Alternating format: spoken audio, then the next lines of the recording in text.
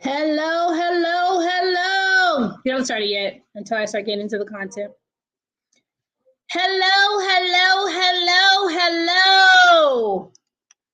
How are you? Come in the room. Day 3. How y'all feeling?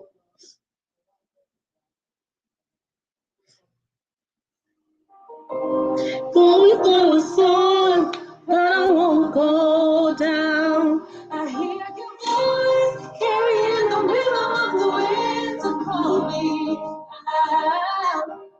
You would cross an ocean, so I wouldn't drown. You've never been closer than you are right now. You are a child. You are love. Come on in the room. You are love.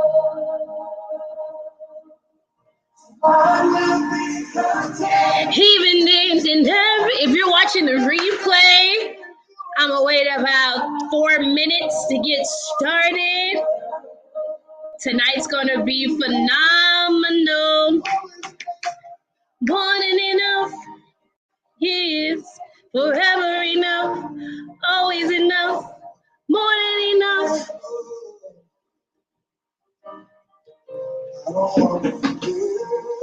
How I feel right now on the mountaintop, I can see so clear what it's all about.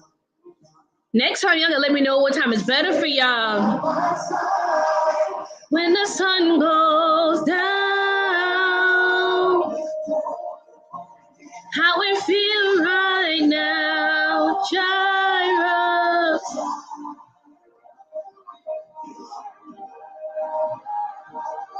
You are Gyra. You are enough. I will be right now in every circumstance. Gyra, you are enough. Forever enough. Always enough. 2 more minutes, y'all. Come on in the room.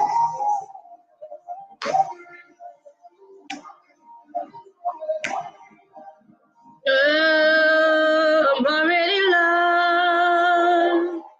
I'm already chosen. I know who I am. Who in the room? Put your name in the comment section. I want y'all to talk. If you got some questions from homework, from yesterday, from the day before, I'm on here, okay? I'm already loved. I'm already chosen. I know who I am. I know what you've spoken. I'm already loved. More than I can even fathom. And that is enough. We'll get started in 1 minute. I'm already loved. I'm already chosen. Do you believe that about yourself? I know what you've spoken. I'm already loved. More than I can even fathom. And that is enough. Enough. It's enough. That is enough. Than anything. That is enough. It's true. That is enough. That is enough. That is enough. Put it in the comment section. Where you at? Where you watching from? You are. When I have you, I have everything. When I have you, I have everything. That is enough. Far enough. I feel much better today, y'all.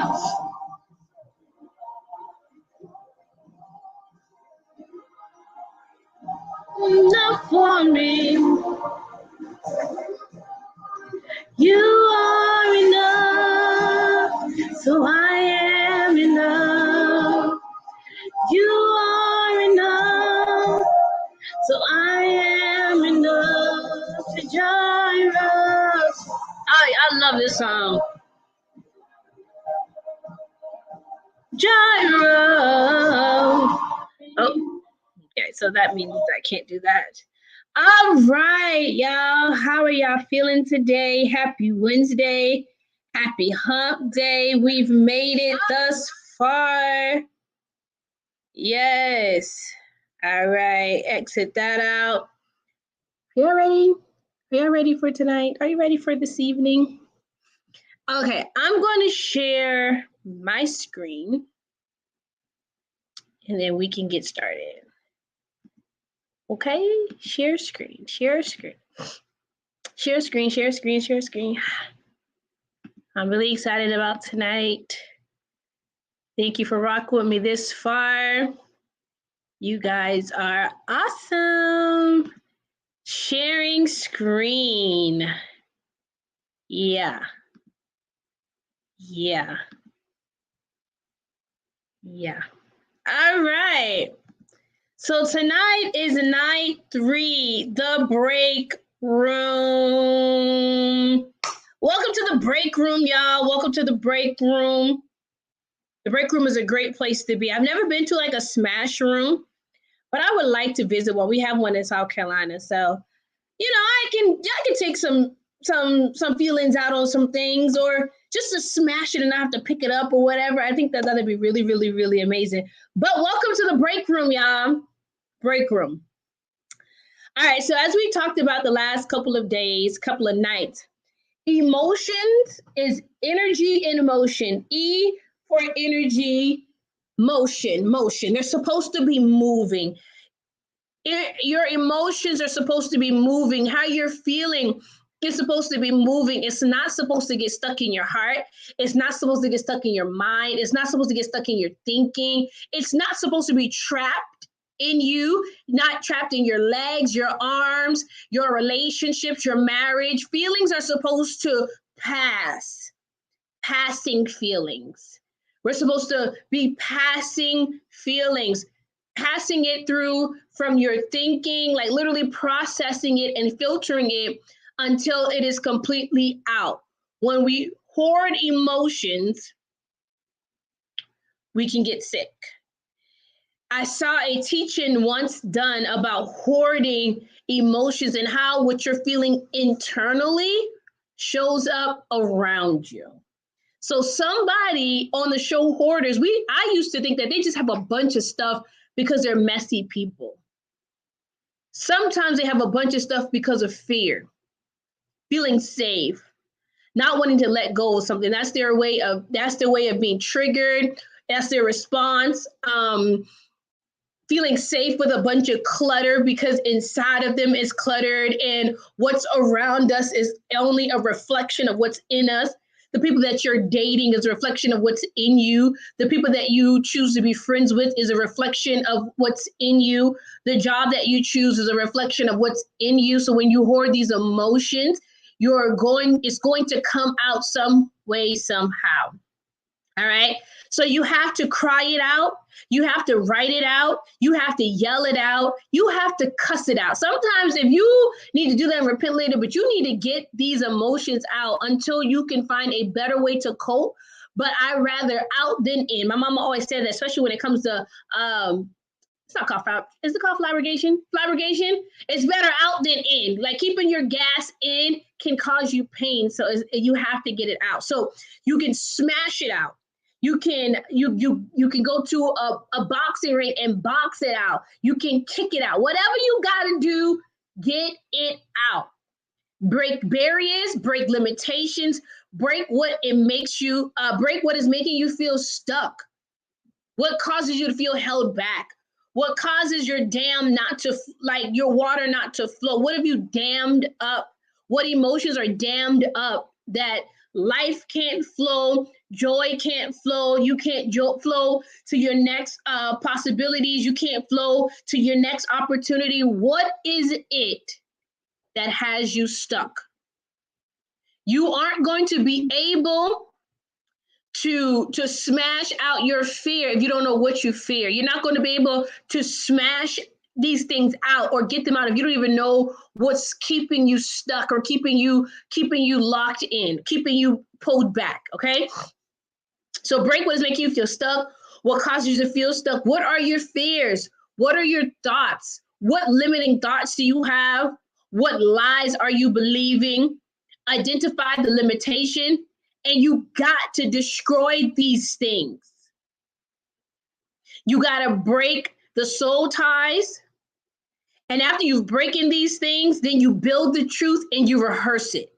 But before you can build on this foundation, if you build on a foundation like this, as you're erecting the life that you want, it's going to crumble because you're not strong enough.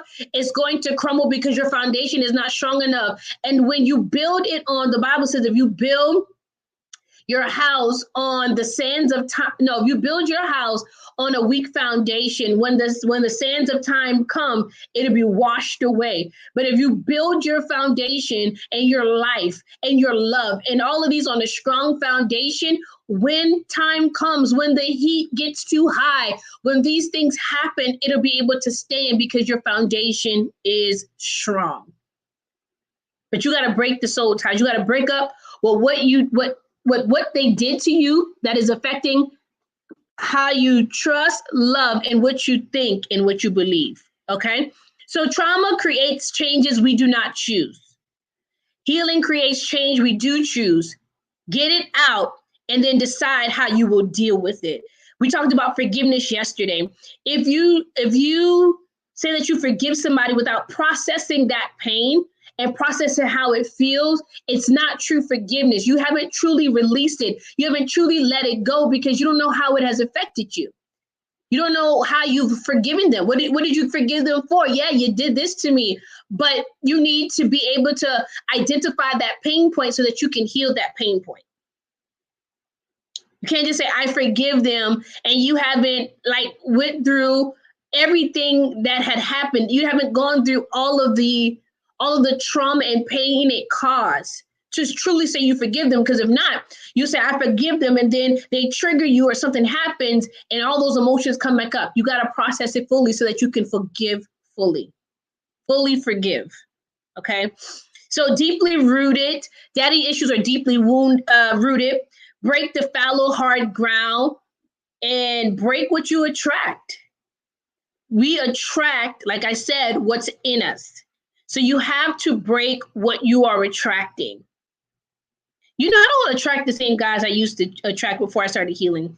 Like, they don't want me. And let me break down what attraction means. I learned this last year because I was like, people talk to me, you know, not all the time, but people will be talking to me. And I'm like, well, they're coming to me. Is that who I'm attracting? And that's not necessarily attraction. Attraction is who you're choosing. And we choose based on our confidence. We choose based on what we believe about ourselves. We choose based on our trauma. We choose based on where we are and not where we want to be. When you went to college, you knew that you wanted to have whatever career you wanted to have. So you decided to go to school, for me, for accounting, because I knew I wanted to be an accountant. So if you want a healed marriage, if you want a whole you and a fulfilled you and a complete you, why aren't we making the choices for that desired outcome? We kind of just keep doing it because that's what we've been used to. We kind of keep doing it because this is what's normal to us. We kind of just keep doing it. But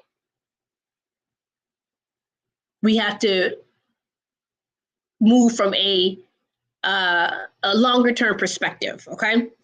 So break who you've been choosing, break what you've been attracting, because what you put out comes back to you. We're going to talk about that tomorrow when we get to knowing our worth and adding tact. Okay.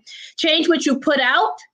And if you if you attract somebody or you're choosing somebody and they're not giving you the same energy you give yourself, don't grant them access.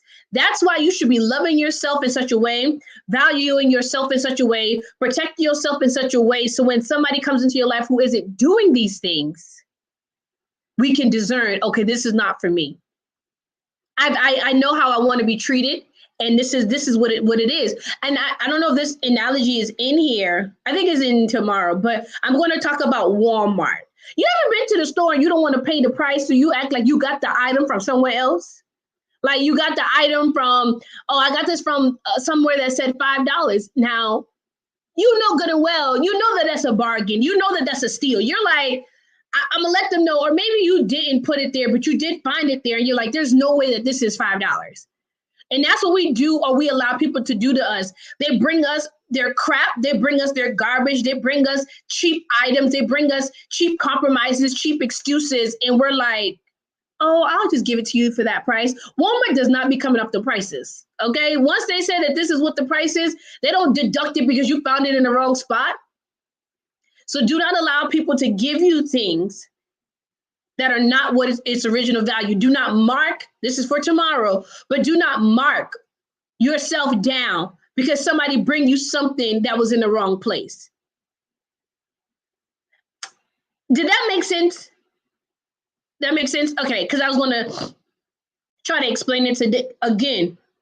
But when people come to you with things, all right, do not allow them to tell you, this is what you should do because I found this here. This is what you should do, thank you, Holy Spirit, because this last girl did this for me. This is what you should do because this is what my mama did. This is what you should do because this is what I believe about myself. This is what you should do. Don't let people come and tell you what they think you should do, or what they think that you should value something at, or what they think they should pay for something at.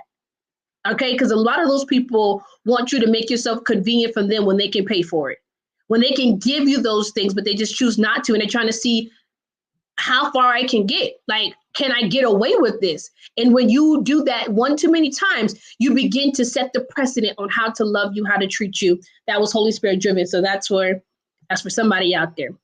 All right, let's get into it. The first thing. So we're going to be talking about, matter of fact, I got some notes here. Let me see my notes. Oh, I got no notes on that one. Good. We're breaking insecurities, we're breaking fears, we're breaking soul ties, we're breaking walls, and we're breaking negative thought patterns. Breaking insecurities. What are insecurities? I feel threatened and unsafe due to fear. Insecurities from your fear. And that's why you have to deal with your fear, because our insecurities are directly related to our fears. Our insecurities literally come from our fears. You fear something, therefore you feel insecure. When you feel threatened, there's some type of fear that is there. Okay, so when you dismantle your fears, you can pinpoint your insecurity and replace it with secure thoughts, secure feelings, secure people. Birds of a feather flock together. So if you want to be secure, it is important to get around secure people that can level you up, that can encourage you, that can help you be accountable. Okay, insecurities are uncertainty or anxiety about oneself or your abilities. Your lack of confidence, feeling danger, or feeling threatened. When we feel this, your nervous system. I thought that your nervous system was only like nerves, like your nerves in your body. Your nervous system is also where trauma gets trapped. Your nervous system is what helps you to fight, flight, or freeze. Your nervous system is what activates when you're in a situation where you feel threatened, where you feel unsafe, where you feel uncomfortable. Your nervous system actually activates, and you can bring healing to your nervous system. You can regulate your nervous system, because sometimes what we are really threatened by is not a threat at all. We have perceived threats.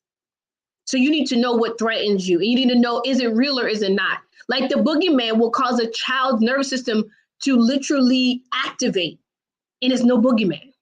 There's no monster under the bed. It's perceived. What are you perceiving in your relationships? What are you perceiving in the opportunities that are coming that make you feel threatened, that threatens you in such a way that your nervous system is activated where you want to fight, flight, or freeze? We feel threatened because of past situations, and our brain creates protection mechanisms to protect us. That's how your brain knows how to protect you in a car accident. You tense up because you've probably been in an accident before. Or the perceived danger, the perceived accident will make you tense up. Your brain remembers that to protect you. If you've been hurt before in a bad relationship, your body will literally tense up. It will create protection mechanisms. When we fear rejection and we feel rejection are coming, our body literally activates to fight, flight, or freeze. So my insecurity was I wasn't good enough to fight for. I wasn't good enough for a man to become better for. I was afraid of that. They would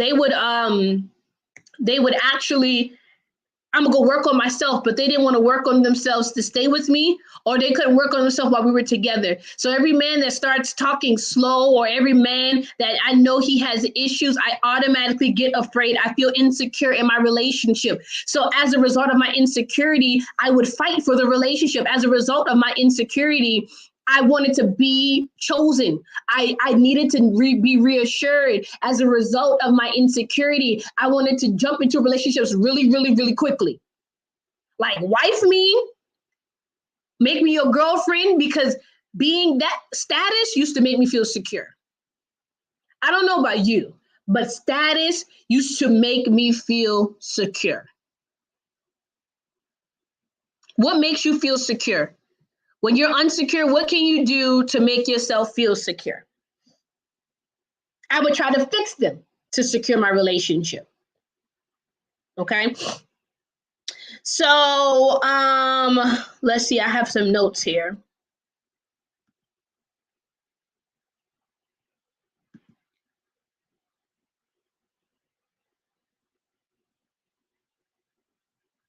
Oh. Y'all, like my grandma said, y'all picking up what I'm putting down?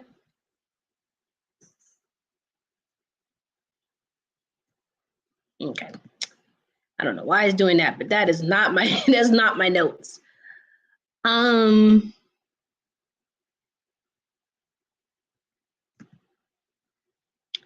we will get into that in a second, but I'm not there yet. Thank you. So when it comes to our insecurities, we basically have evidence to support what we believe. So I believed I wasn't good enough, and I believed that I was not worthy, and I connected those to what to those who felt the same. What? I knew I was good. I was good enough as I am not being someone else, acquiring more or doing more. Okay, so listen, these notes all over the place. Okay, so when I wasn't good enough, I tried to secure myself. When I did not feel good enough, when you don't feel like you're enough, what do? Like if there's not enough water or enough juice in your cup, you put more in it, right? So when we don't feel like we're enough in relationships, we begin to put more in it. We begin to do the most, and we begin to overcompensate to feel like we're enough. We begin to, what's the word I'm looking for? We acquire more. We try to have sex more. Wear less clothes. We try to do everything that we need to do for them because I don't feel like I'm enough. So if I do more, I'll be enough. Or if I become somebody else, I'll be enough. If I become the woman that is in his head, I'll be enough. If I become the Instagram model, I'll finally be enough. So we'll try to be someone else. We try to do more, or we'll try to get more. What else can I get? What else can I acquire about myself? Can I get, and this is like in life period, can I get another degree to be enough? Can I have enough men to be enough? Can I date multiple people to be enough? Can I gain more weight to be enough? Whatever the more is that you feel like you have to acquire to be enough. So for me, my insecurity was I didn't feel like I was enough, that I wasn't worthy to be fought for. And that was attached to my insecurity of distance. If we were too distant, I felt like we were going to lose our bond or lose our relationship.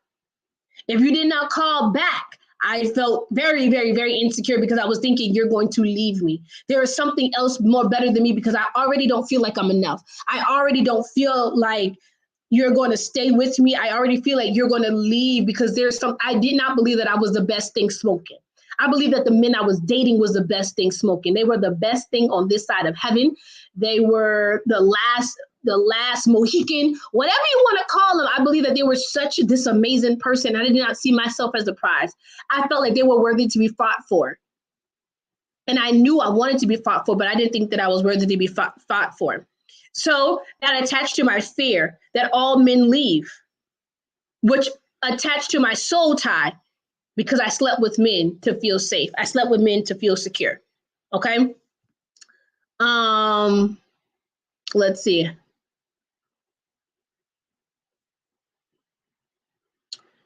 All right. So my fear was no one would fight for me. I said that I broke the insecurity by finding where the insecurity came from. So you cannot break the insecurity until you know where it's coming from.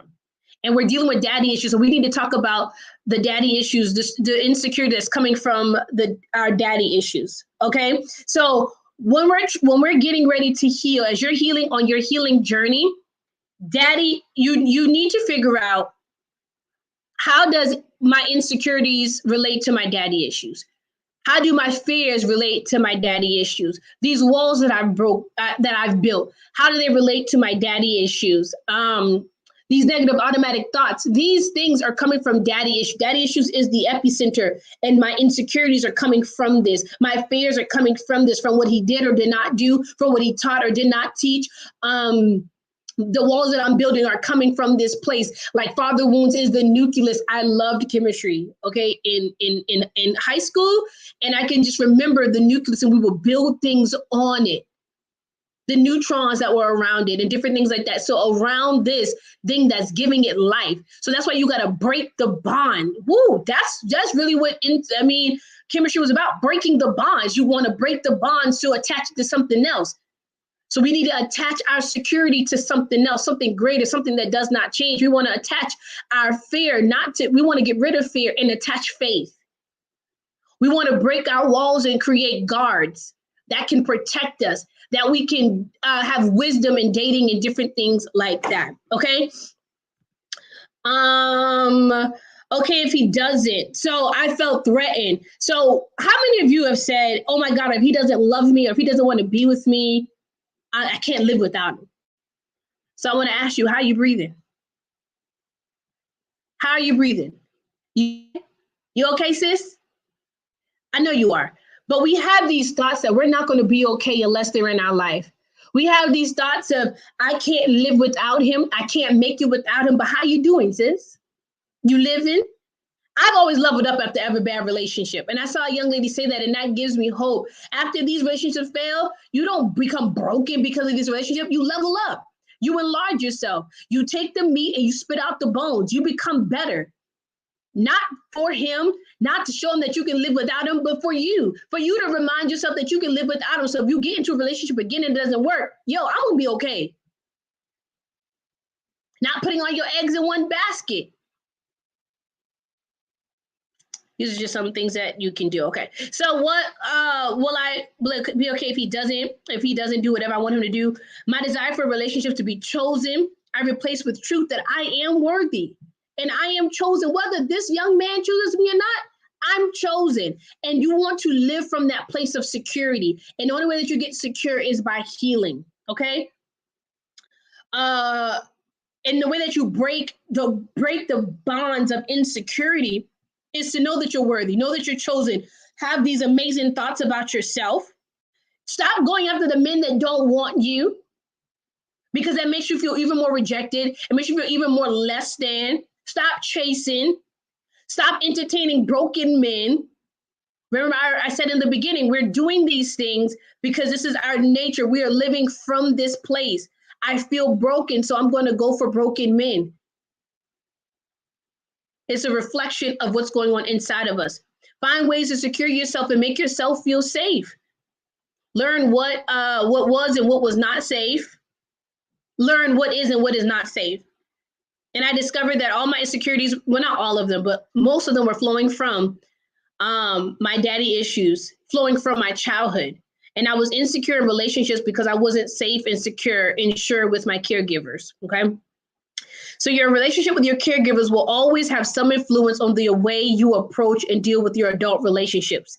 You can't connect to your husband, your fiance, yourself, your boyfriend, or your girlfriend properly because you didn't attach to your father properly. Like we talked about the other night, you have a connection issue. Wi-Fi, you're looking for the Wi-Fi password, but you got the password, but your Wi-Fi still ain't working.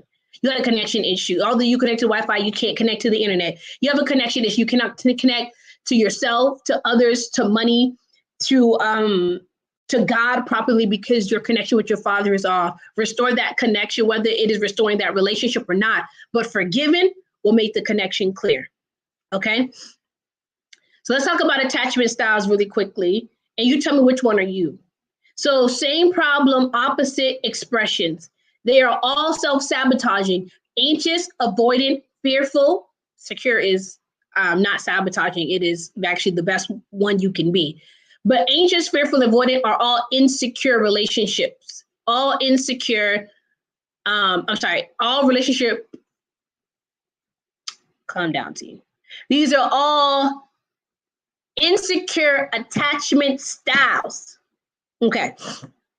So which one are you? Here's a few of them that you can look through and you can tell me which one are you. So your homework assignment is going to be, tell me which one are you?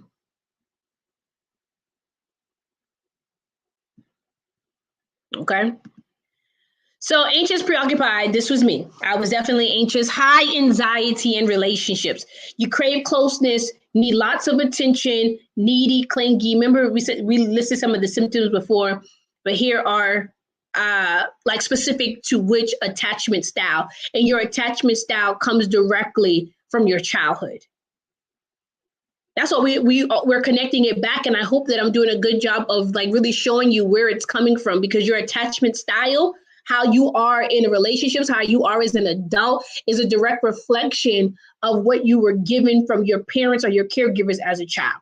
So if you were not paid attention to as a child, if you were crying and they didn't come, you will feel these emotions, emotionally hijacked, below functioning. So you are emotionally hijacked, emotionally all over the place. Emotions are super high and you're not able to do things. I can't do this until he calls. I can't do this until he comes. I can't do this until he shows up. I can't do this. And you're crying all day, or you're just emotionally all over the place, and you can be a lot to be around. I just wanted to go in my room and get under my cover, and nobody wanted to be around me. My best friend was just like, we're going out and we're leaving you here, because I was a hot mess, okay?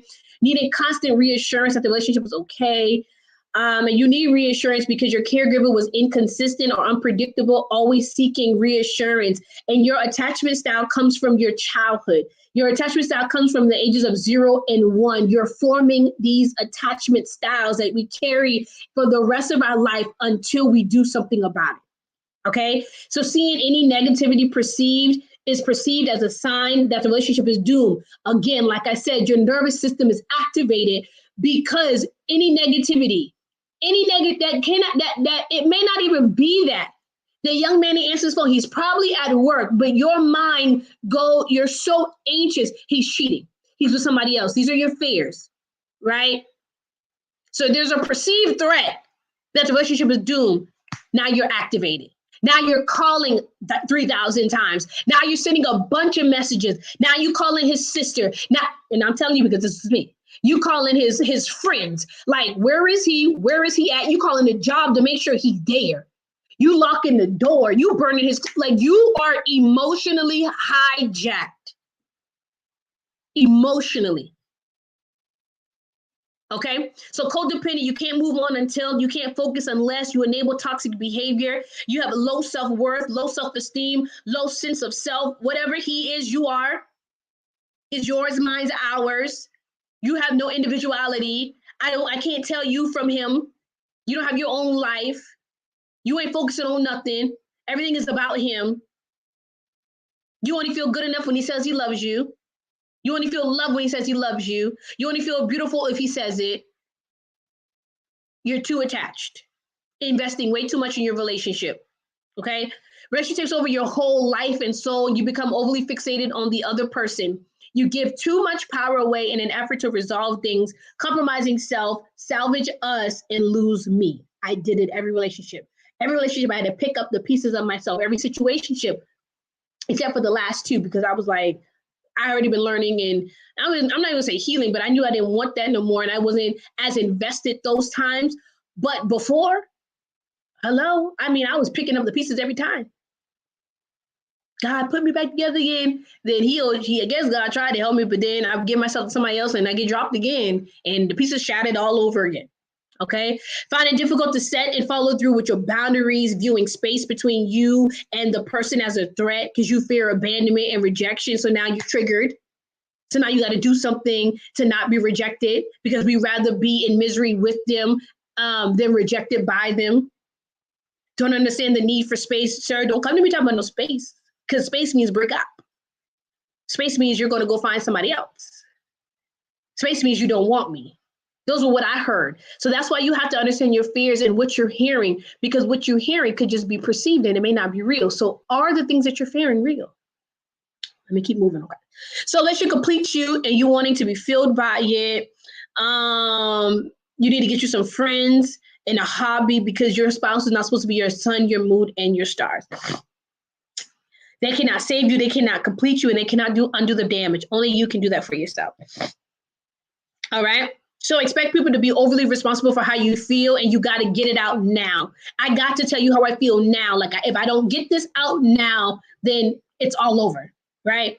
So generally desire to be wanted. They spend a lot of time thinking about relationships, and they idolize their future partner. Okay. Next is the avoidant type. Are you the avoidant type? Do you avoid closeness? Doesn't appear to need anything or anybody? This person, like one of my best friends, I was like, yo, she's a goon. I thought people like this were goons. Avoidant, dismissive. Like, you're so tough. You're so tough, right? And you don't seem like you need anything. You got a good job. You got a nice house. You got your own car. You look like you got it all together, but emotionally, you are emotionally deficient. Emotionally, what is the word I'm looking for? Like an emotional zombie. Somebody say something, I'm unbothered. I don't care. That whatever. So that makes me think that you're strong. Because I'm over here about to have an entire anxiety, panic, and freaking I'm falling out. And you're like, girl, it's not even that serious. So I thought they were strong. All along, they're dismissive. Don't want to deal with it. They've suppressed and minimized their outward displays of emotion and their needs. They also, as an anxious, you don't know how to articulate your needs. As an avoidant, you act like you ain't got none. It's me, myself, and I is all I got in the end. That's what I found out. You need some friends. You need some help. You need to really tap into your emotions, because they're there for a reason, right? If I don't need anything or anyone, then I'm safe. This is how you feel safe. This is how you feel secure. And as soon as you put your hands and your life and your heart into somebody else's hands, you feel threatened. That's like the fearful too. Like, it's like, oh no, I'm giving you way too much of me, and I got to get some space. I got to create some space because I got to make sure that I'm secure. If I won't expect anything, then I won't be disappointed with a person. They will be an avoidant dismissive. Y'all see how I got Money Mike right here? He tell you, dismissed. Let me break it for y'all. Oh, I can't. I know. So dismissed. All right. So this person is emotionally deficient, like an emotional zombie. Like, they get excited and stuff like that. But when it comes to their emotions, they ain't telling you too much. They are not vulnerable. They are not going to be vulnerable. Emotionally unavailable is this person. So emotionally deficient. So you are emotionally deficient, low emotions, and you're still operating. So you look like you're good.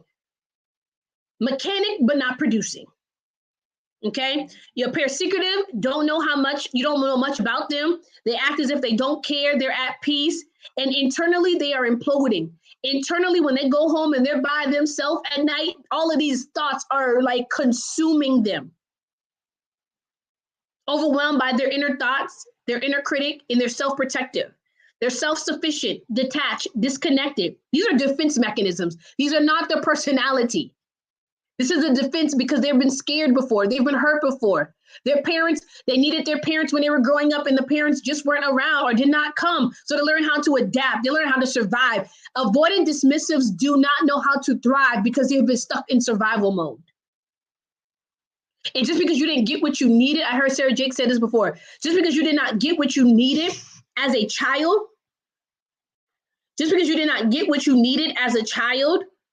does not mean that you didn't need it. You just adapted to life without it. Hyper independent person, content to care for yourself and don't feel you need others for help. You don't ask for help. It's hard for you to ask for help. That's too vulnerable for you. The more someone tries to get close to you or requests more time, or the needier a partner seems, the more you tend to withdraw. Lack of empathy.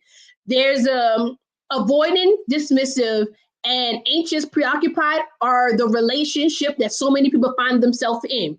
She's needy, and every time she asks for more time or more of his attention, he's withdrawing, or vice versa. He's needy, and the more that he asks for time and attention, she's shutting him down. Lack empathy. Why? I don't know why you need so much. Why are you so needy? I know how to get me on my own. You so needy. They tend to withdraw. They're uncomfortable with the emotions of their partner.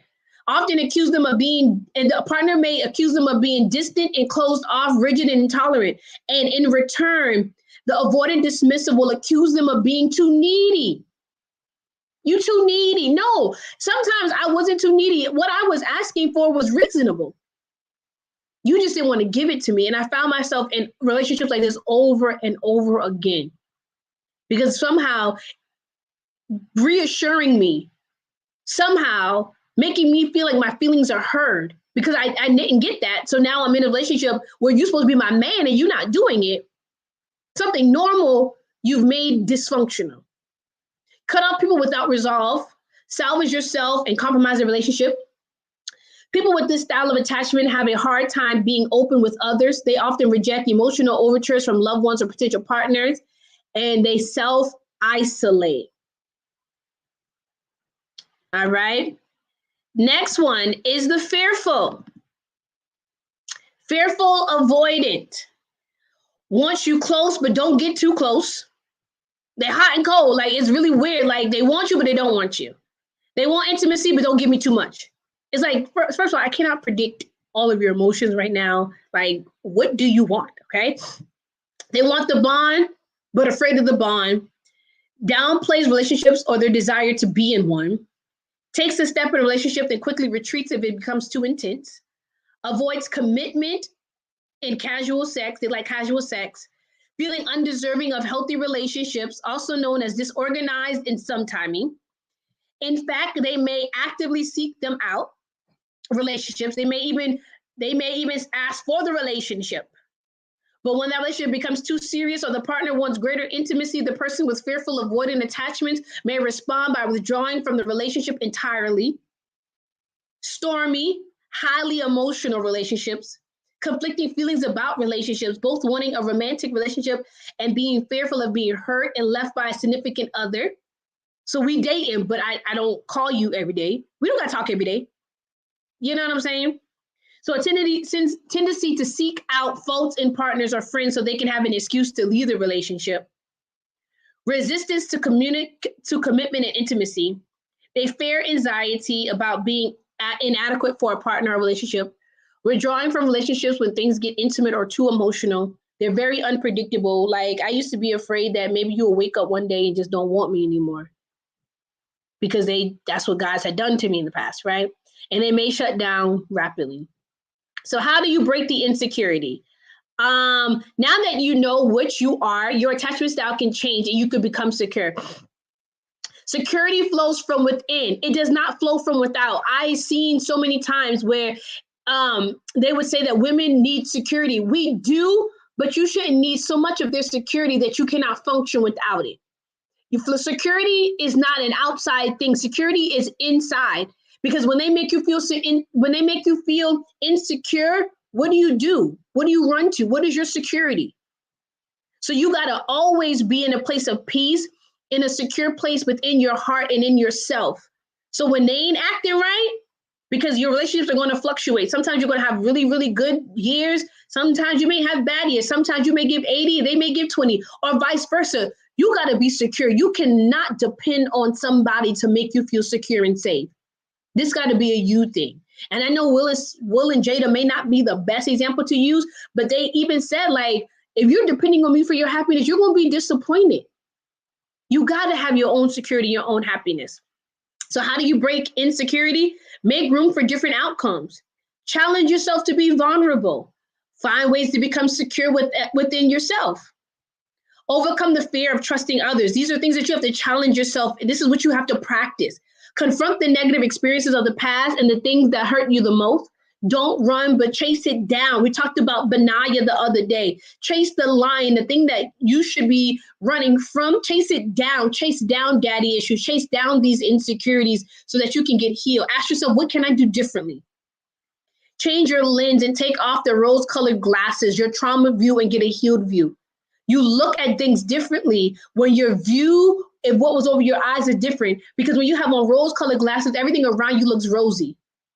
But when you take the glasses off, it's like, oh, things don't look like this. So you have to take your trauma lenses off, because the world does not look like this. Relationships are not supposed to look like this. Love is not supposed to look like this. Your career and your choices, your decision-making is not supposed to look like this. Okay? Renounce negative beliefs and fears and gather new evidence to support what you want to believe. If you have a choice to believe the worst or the best, why do you believe the worst? So let me show you this really quickly.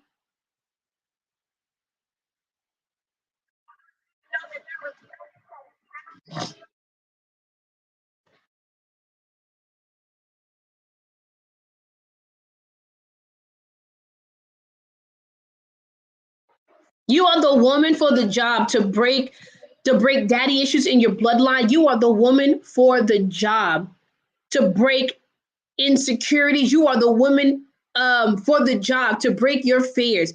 You are the woman for the job, the one that man is looking for. You have to become that woman. All right. Next little part. Listen up.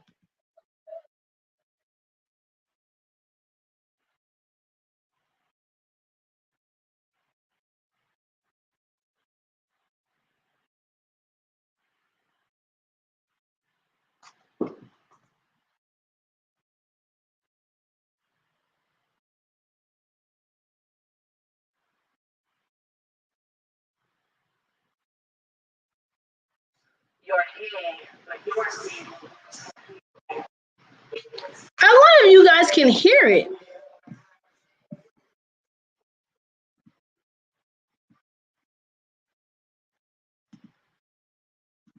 Can you hear it?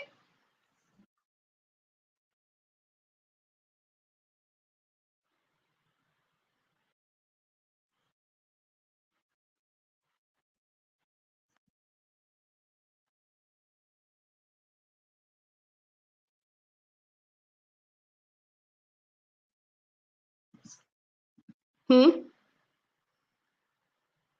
Hmm. So, can you hear me now?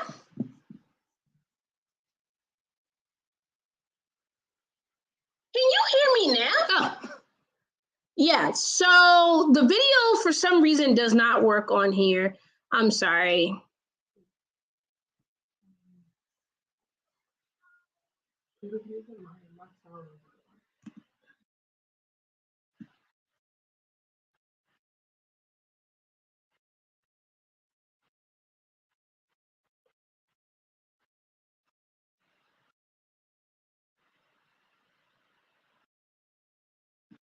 Okay, so y'all, the sound isn't working. I didn't know that. So the other day I'm playing stuff for y'all and y'all didn't even hear it. Y'all didn't even let me know nothing. All right, so secure attachment style.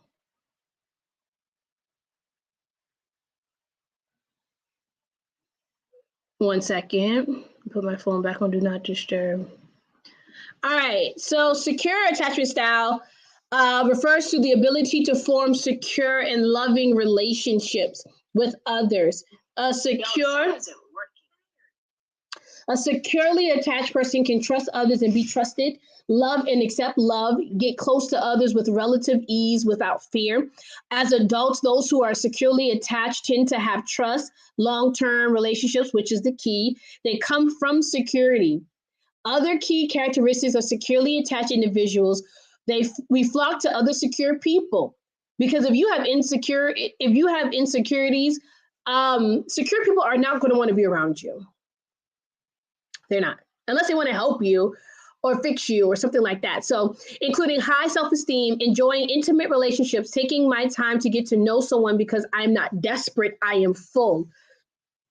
And when I like to look at a secure type is if I eat at home, right? If I eat at home And Chick-fil-A is one of my favorite restaurants. But if I eat at home and I see these other restaurants, I'm not driven to them because I'm full.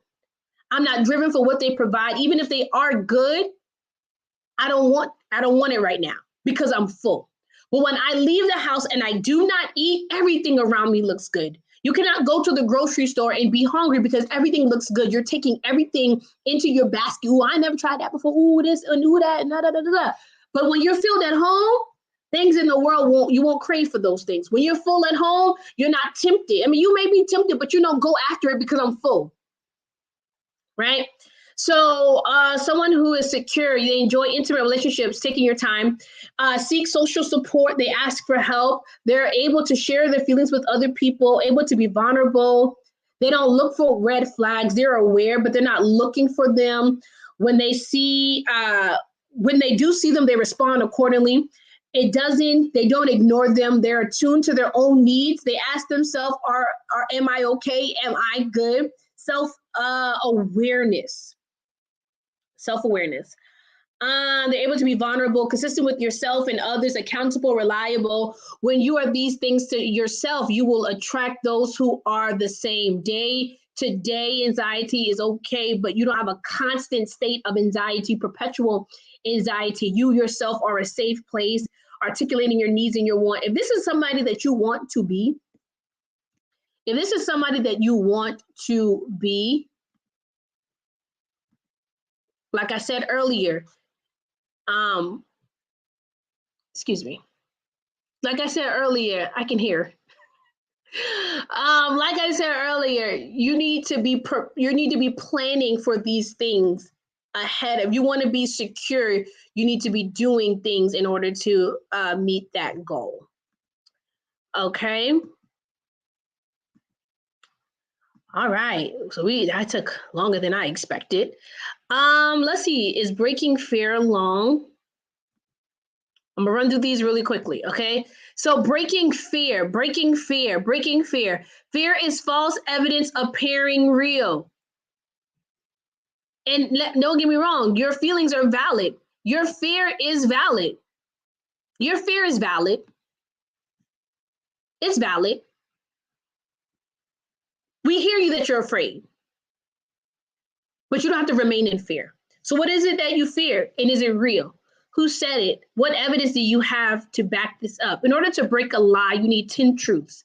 Or even to say that your lie is true, you need 10 things, 10 evidence to make sure that this is real. Or to make sure that your lie is something that you need to believe. But if you don't got 10 evidences, if you don't got 10 proofs of this, it's not, you can just go ahead and throw that out. So we aren't in fear when we are prepared. We don't fear hurricanes, and I mean, they can do damage, but I'm prepared for it. I have a plan in place. So when fear tries to come up, because fear of abandonment and rejection are things that are going to happen in your life. So don't fear it. It's going to happen. Prepare. How are you going to handle it when it does happen? Minimize the fear by being ready, setting boundaries. Okay. And another thing is you should be walking by faith and not by fear. Both faith and fear are currencies. One fuels hell and the other fuels heaven. Which one you think fuels heaven and which one you think fuels hell? Job said, what I feared the most came upon me. Self-prophecy. You're literally projecting this fear into your reality. And fear leads to insecurities, then triggers your response.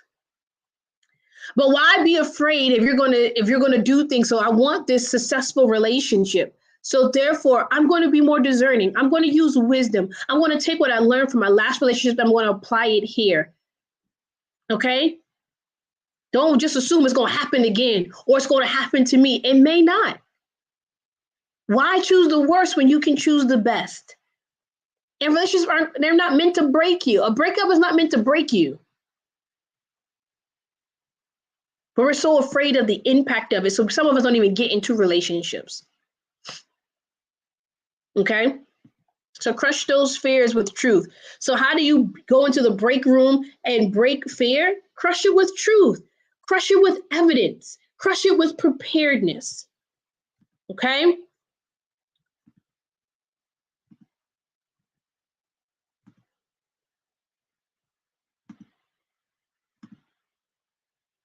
So I have 5 extra paying real. I had a lot of fears, but we got to get into those at a later time. I don't want to be here too long with you guys. I know we have other things to do. Three scriptures that you can dwell on when it comes to fear. Deliver me from my fears. I prayed and he heard me and delivered me from all of my fears. Clearly, God does not want us to have fear. He also said, I did not give you a spirit of fear, but of love, power, and of a sound mind. And he also said that perfect love casts out all fear. So use these to crush fear as well. Okay. Next, let's break soul ties really quickly. So my soul ties came from my daddy issues. They were as a result, like collateral. I slept with men, like I said, to feel safe. And I ended up sleeping with men that were very familiar, men that I knew I shouldn't have slept with because I wanted a relationship and I wanted to feel secure. So you have to break soul ties on 3 levels. Okay? Break soul ties on 3 levels. You can't just break it in your with what you do. You got to break it in your feelings and you got to break it in your mind. I was having this dream about my ex. I mean, like every blue moon, they were coming frequently. And I went to my church. I was like, listen, I need deliverance. I need deliverance. I need the hands laid on me. Something is wrong because I need this man out of whatever part of my body he is still in. I want my mind. I want me back. And she said,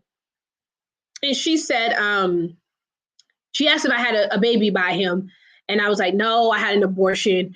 And she said, what a soul tie is a knot.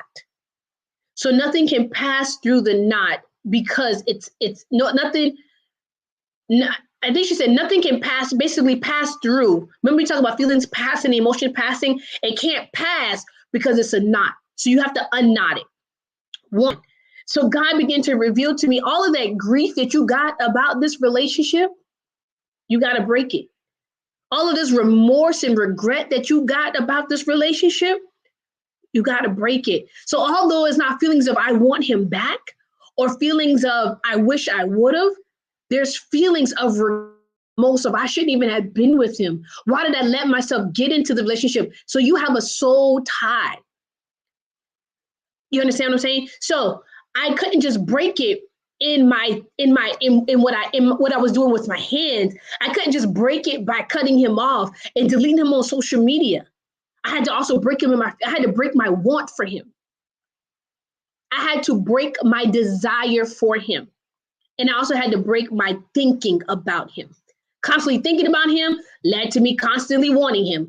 Me wanting him led me to doing something, led me to wanting to call him. So whatever your soul tie is, you can't figure out why you keep going back to the same relationship, why you can't let him go, is probably because you have a soul tie and you got to break it on every level.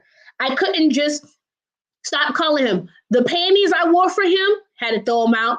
Lingerie that I kept, not necessarily wearing for somebody else, but had to throw it away. Gifts that I had from him, had to throw it away.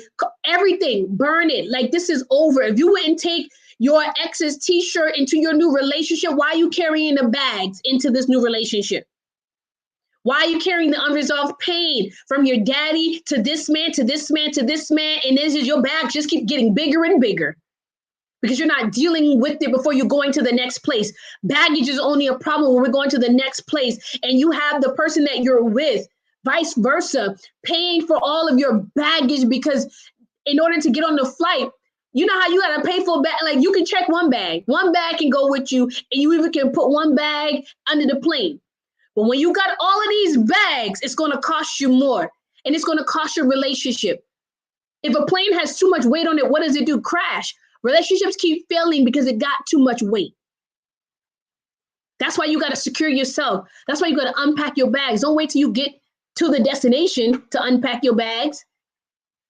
Unpack and pack light the next time you go. All right. So you can have soul ties to a person, you can have soul ties to a place, and you can have soul ties to a thing. Did y'all know that? You can have soul ties to a noun.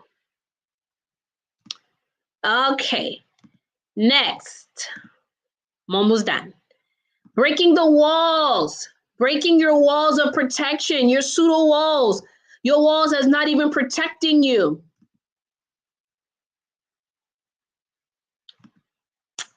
Man, I'm so mad at this. I got a video that I wanted to show y'all, but I don't know, the sound's gonna play. So demolition, breaking the walls. So you have to tear up the foundation. And what I'll say for this is you can't you have to clear the ground. And when farmers are planting new harvest, they're going to burn the ground because they don't want what they planted before to grow with the new things that they want to come this season. Okay. And when you don't burn up the ground, those old seeds, those old plants, because the Bible says that old roots, what it says, old seed, it says bad trees can't produce good fruit and vice versa. So this bad is coming up, and what you're also planting is coming up. What you want to see is coming up, what you don't want to see. And when they're growing together, it's hard to separate. And when it's hard to separate, you can cause damage to the good thing because you didn't clear the land, because you didn't do what you needed to do to the land.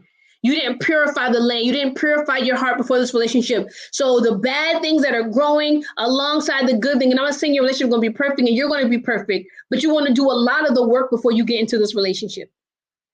Okay? You need to demolition and tear up the ground of the things that you believed about yourself because of dad, because of his absence or his unavailability. Tear down the pseudo protection. Tear down your pseudo identity, your pseudo securities that's not really securing you. Okay? Destroy and bring to a powder, not to be cute. When you go to the smash room, when you're tearing down, listen, your future, what you want, your promise is on the other side of this wall, and it's not protecting you. It's dangerous. You keeping in what needs to come out. And you may be keeping people out that need to come in. You're keeping your help out, your healing out, your deliverance out, your purpose out, your opportunities, your possibilities out because of this wall. It's a block. So tear down this wall because the wall isn't protecting you. It's actually doing more harm than good to you. Okay? YouTube said, I did not know that sometimes could be to things and places. Yes. And they can be to places because think about some place that you used to go with somebody, right? You can't go there without crying, or you can't go there without being angry. You can't go there without these emotions coming up because you have so much into it. So you could be tied to that. Like I couldn't go to the restaurants me and my ex went to for a while because every time I went there, I just kept thinking about him. I couldn't stop thinking about him and what we used to do and all of these other things. So they can be tied to his family. So yes, y'all aren't together, but you still want to be around his family. How are you going to get over him if you just always in the mix? Always in the mix of them. And it could be to things because you can't let this thing go. A soul tie is what controls us. A soul tie is what speaks to us when and God can't. Okay, it's like an idol. It's what we will obey over God. So you may have things in your life, like actual, like inanimate objects in your life that you need to let go of. And you will obey this thing, or you will honor this thing, or you will do for this thing more than you would do for God. So yes, that's why I had to get rid of the objects. Like God, when it came to my soul ties, I had like, I'm gonna be honest, I had like dildos and I had like these sex toys, and I didn't want to let them go. Soul tie. God said, you want to know why you can't get over him? This was and sometimes it take a long time, like an octopus, like these legs are just wrapped around me everywhere. And I had to literally cut every last leg. But it was a process. And he said, you need to get rid of the things that keep reminding you. These things are whispering to you. It's filled of memories. It's full of all of things that y'all used to do. And until you can look at these things and not be compelled and not have an action to want to go back to them, you got to break it. Let it go. Right? So breaking negative thoughts. So pull down any thought that exalts itself against truth. 2 Corinthians 10:5. Restructure your stinking thinking. if you work with me for 6 weeks, at the end of this challenge here, we're going to really break down these thinking and rescripting your storyline about yourself and your beliefs about these things. You can think about what you're thinking about. Joyce Meyer said that. Think about what you're thinking about. Okay?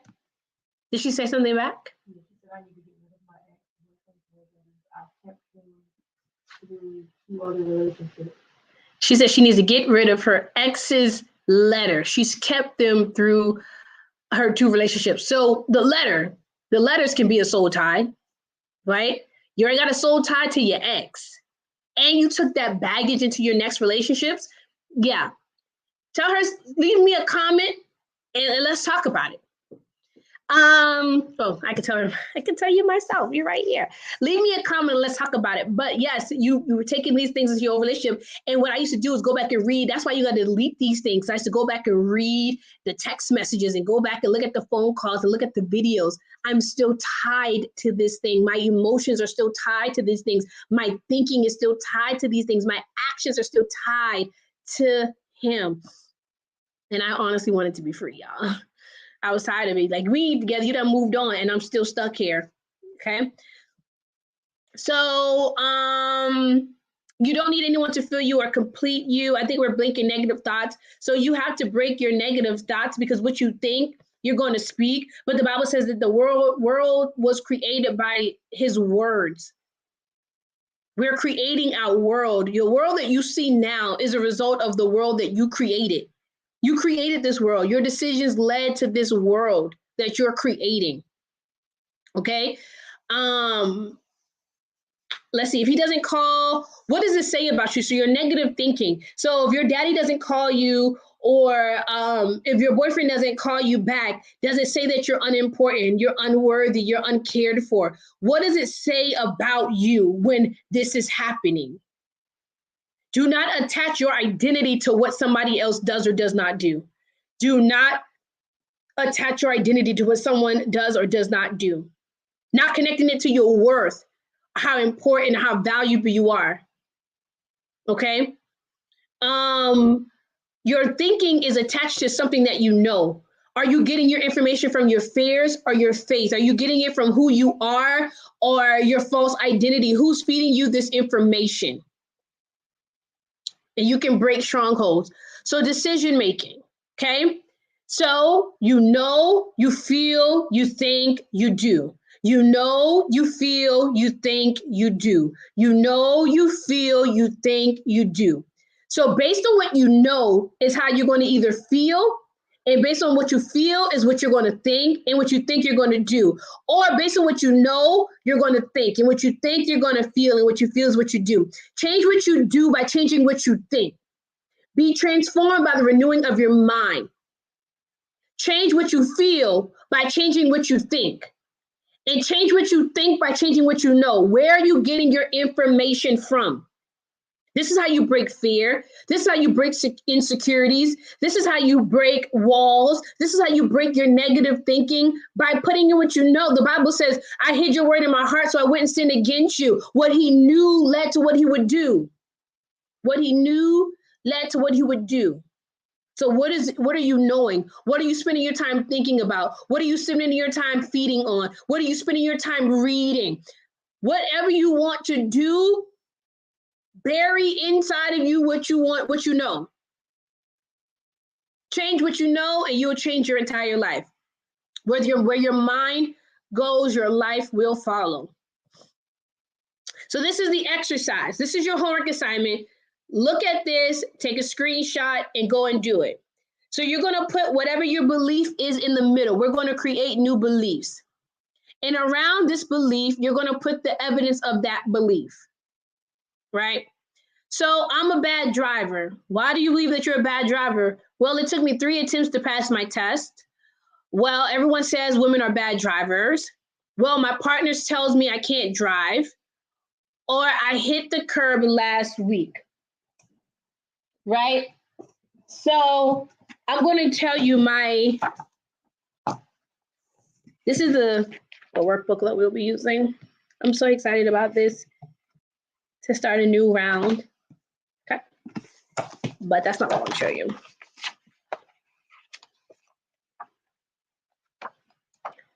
I'm going to tell you mine's.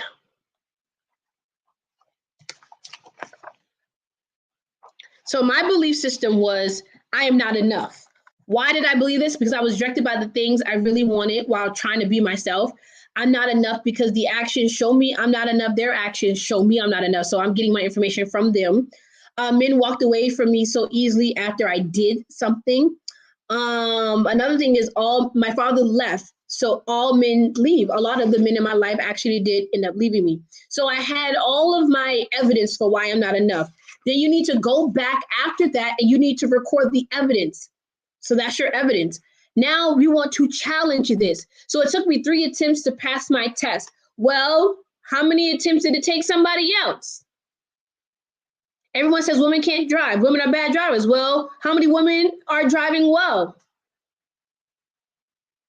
My partner tells me I can't drive. Well, did he hit a curb? Has he ever been in an accident? Okay, so you want to challenge each one of these. So for me, I said I'm not good enough because my father left.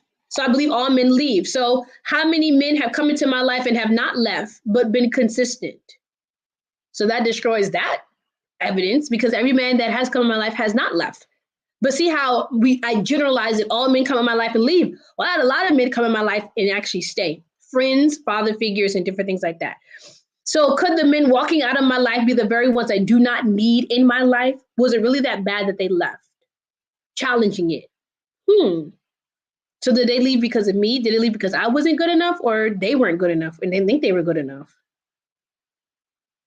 So I'm breaking down that lie and I'm in this process, I was becoming more confident, like, oh, okay.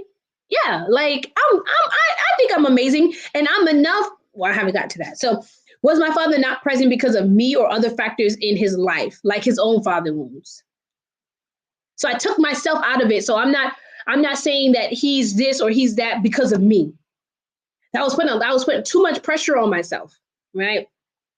Has anyone ever told me I wasn't good enough or told me that I was good enough? What does God think about me? What does my father think about me? And I had that conversation with him. When I tried to be myself with that person, was it personal? Like we talked about yesterday, was it intentional or was it projection? And is it that I'm not good enough or was I rejected because there are some areas I can improve on? So I took a positive light to it. What does rejection really mean? It doesn't mean that I'm worse. Is it okay if I'm not someone's choice? Because if somebody didn't choose me, I'm like, oh my God, I'm not their choice. Like, yeah, you may not be their preference. And that's okay.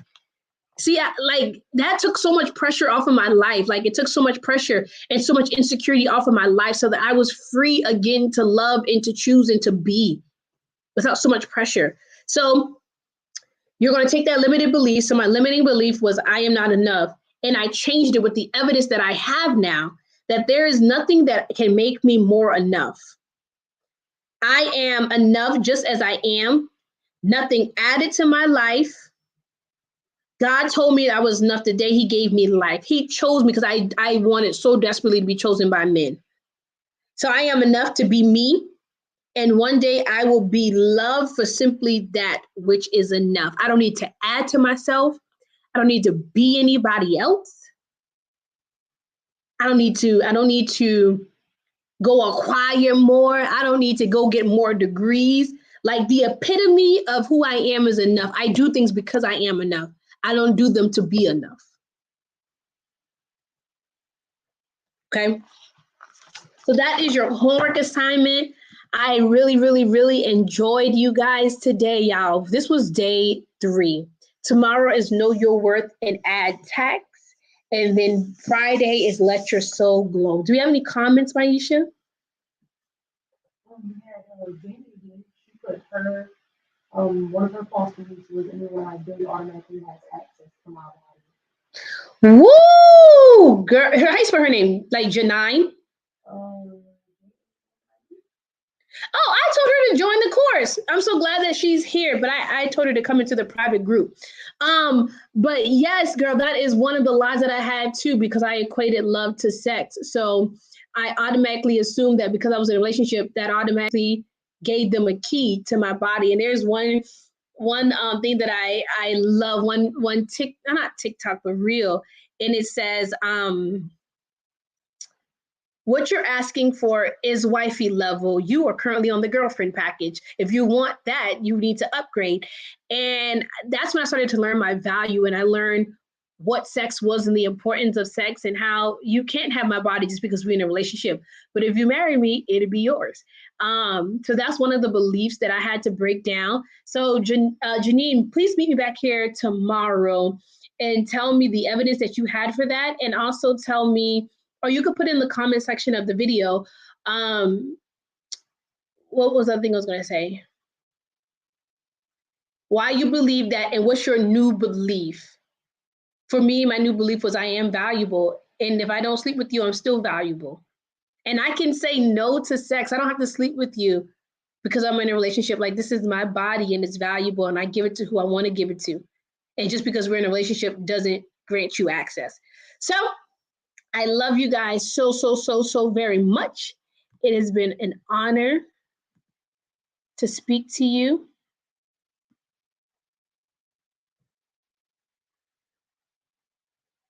Oh, she said this makes a lot of sense to me. I would throw them out tonight. Yes, sis, get your freedom. I love it. Go get your freedom. Thank you so much. It was an honor. It was an honor, love. So that's all I have for you guys tonight. I will see you tomorrow at 7 p.m. All right, I'll see you here tomorrow. I think I don't know how to pronounce your name. I'll call you Jay. I'll see you tomorrow, Jay. Love you guys. Have a great night.